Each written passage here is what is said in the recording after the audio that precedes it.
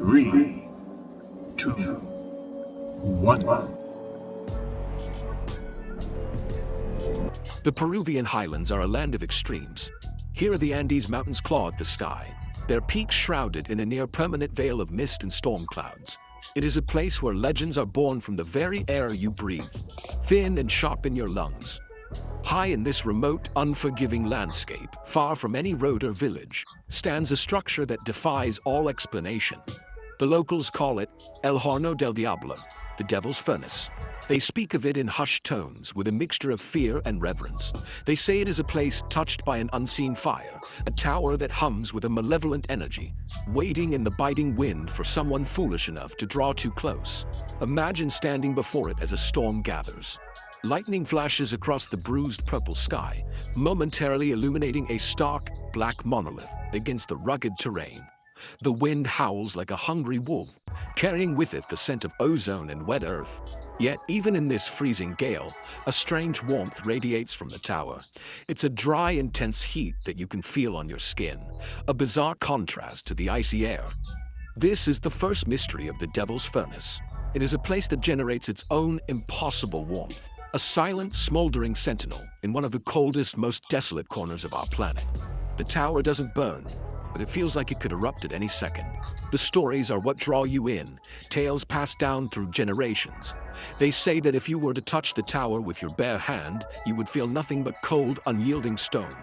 But if you were to press a piece of metal against its surface, a knife, a belt buckle, even a simple coin, it would instantly become dangerously hot. Not just warm, but searing, glowing red hot in a matter of seconds. How can a structure differentiate between materials? How can it heat metal to a blistering temperature while remaining cool to the touch itself? It's a riddle that has baffled everyone who has ever heard of it, a paradox that seems to violate the very laws of physics as we know them. This strange phenomenon is the core of the tower's legend. It is not a place of open flames or smoke, but of a hidden, selective power. The locals believe it is a gateway, a prison, or perhaps a tool left behind by forces we cannot comprehend. They warn travelers to keep their distance, to leave their metal tools and trinkets far behind if they must pass near its shadow. To them, the furnace is not just a strange rock formation. It is an active, intelligent thing.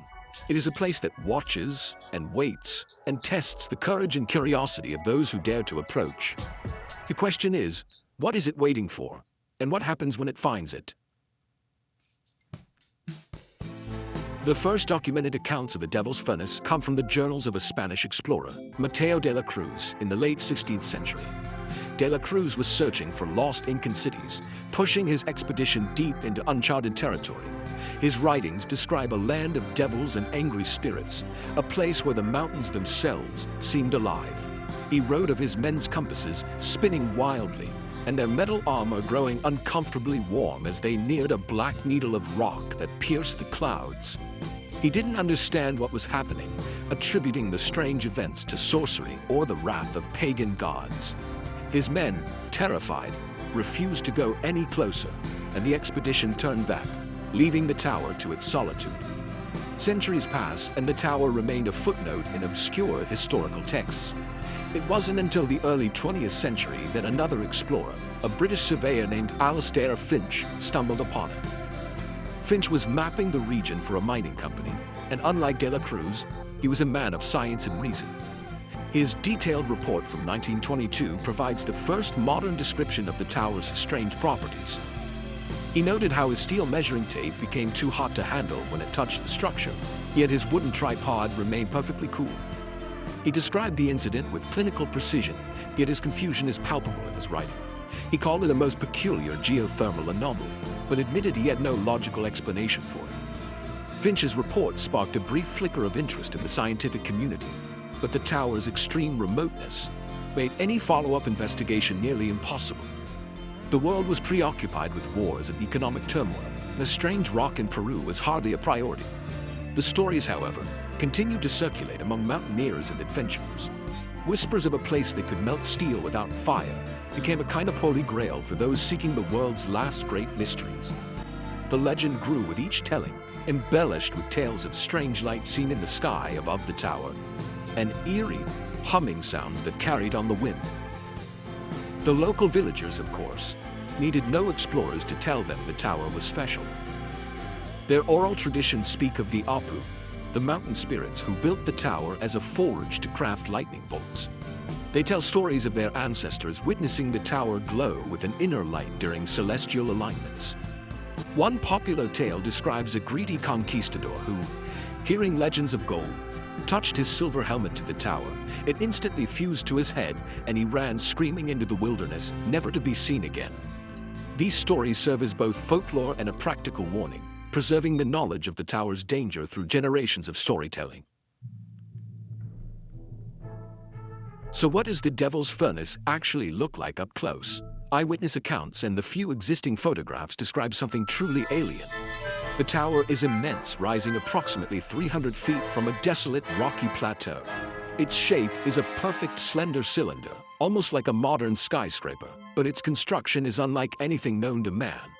The surface is a deep, matte black, smooth to the touch, and appears to be carved from a single seamless piece of stone. There are no mortar lines, no visible blocks, no tool marks. It looks as if it were extruded from the earth or molded from a single gigantic piece of obsidian. What makes the material even stranger are the tiny metallic flecks embedded within the black stone. These flecks, described as being like silver or platinum, catch the light and seem to shimmer, giving the tower a subtle star-like quality in the sun. Geologists who have seen photos are baffled. The stone resembles no known terrestrial rock. It's not basalt, it's not granite, and it's certainly not obsidian. Furthermore, the area immediately surrounding the tower's base is completely devoid of light. Not a single blade of grass, not a patch of moss, not even lichen grows within a 50-foot radius of the structure, creating a perfect circle of barren ground in an otherwise rugged landscape. The theories about its origin are as wild as the landscape it inhabits. Some mainstream scientists, working from limited data, have proposed that the tower is a unique geological formation, perhaps a type of iron-rich lodestone, with unusual magnetic and electrical properties. They speculate that it might be acting as a giant natural induction coil, drawing energy from the Earth's magnetic field or the frequent lightning strikes in the area. This induction furnace theory could explain why it selectively heats metal objects brought into direct contact with its surface. It's a plausible, if extraordinary, scientific hypothesis. However, where science struggles, fringe theories thrive. Some believe the tower is not a natural formation at all, but an ancient artifact, a machine. Proponents of ancient astronaut theory suggest it could be a power source, a navigation beacon, or even a weapon left behind by extraterrestrial visitors thousands of years ago. Others delve into the supernatural, claiming it's a cursed object, a prison for a powerful demon, or a focal point for psychic energy. They point to the lack of life and the strange humming sounds as evidence of something beyond our current understanding of the world, something ancient and powerful. The mystery of the Devil's Furnace reached a fever pitch in the late 1970s. A well-funded international research team, led by a brilliant but obsessive geologist named Dr. Eris Thorne, set out to finally solve the riddle. The Thorne expedition of 1978 was equipped with the best technology of the day, magnetometers, spectrometers, and a diamond-tipped drill designed to take a core sample. Their goal was simple: to determine what the tower was, what it was made of, and how it generated its impossible heat.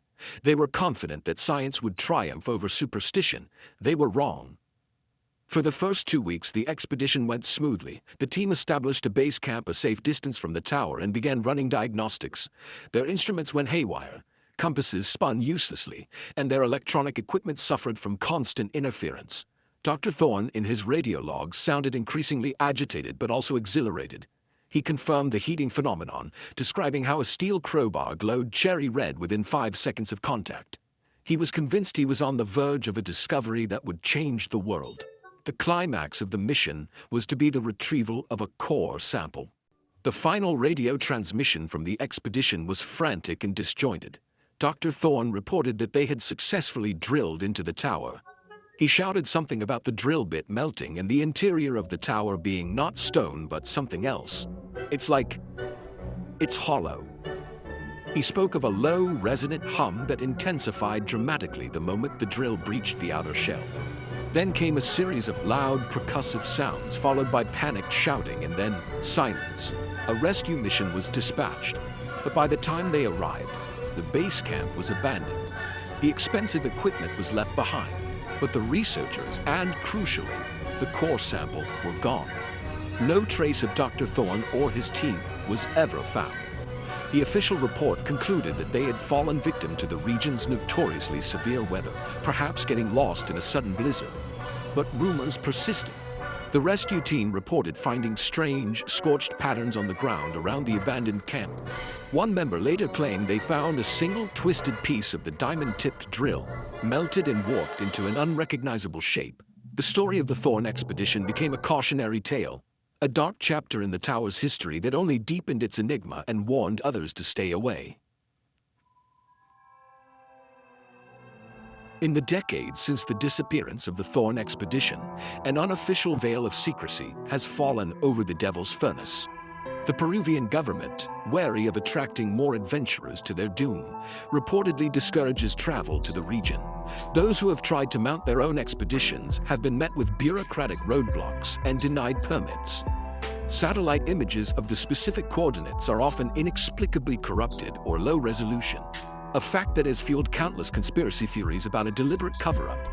Is someone trying to keep us away from the tower? And if so, are they trying to protect us from it or protect it from us? The local stories have also taken on a darker tone. Villagers now speak of seeing strange, silent drones hovering over the tower at night, their lights blinking in the darkness. Some hunters claim to have found modern surveillance equipment hidden in the rocks overlooking the plateau, only for it to vanish days later. It seems that while public access is restricted, someone is still monitoring the tower. These incidents suggest that the mystery is far from forgotten. It has simply gone underground, into the shadowy world of clandestine organizations who may know more about the tower's true nature than they are willing to admit. The fundamental questions remain unanswered, hanging in the thin mountain air like the permanent mist. Is the Devil's Furnace a natural wonder, a freak of geology that we simply lack the science to understand? Or is it something more? Is it a relic of a lost, advanced civilization from Earth's own past, or proof that we are not, and have never been, alone in the universe? The disappearance of Dr. Thorne's team serves as a stark reminder that our curiosity can have dire consequences. They sought to unlock the tower's secrets, and in doing so, they may have unleashed something they could not control. Perhaps some mysteries are not meant to be solved. The tower stands as it has for millennia, a silent black monument to the unknown. It holds a secret of immense power, of unimaginable technology, or of a terrifying cosmic truth. It challenges our understanding of the world and our place in it. As we continue to gaze at the stars and probe the depths of the atom, maybe the biggest discovery of all is waiting right here on our own planet, patiently biding its time. The real question is not what the tower is, but whether humanity is truly ready to find out.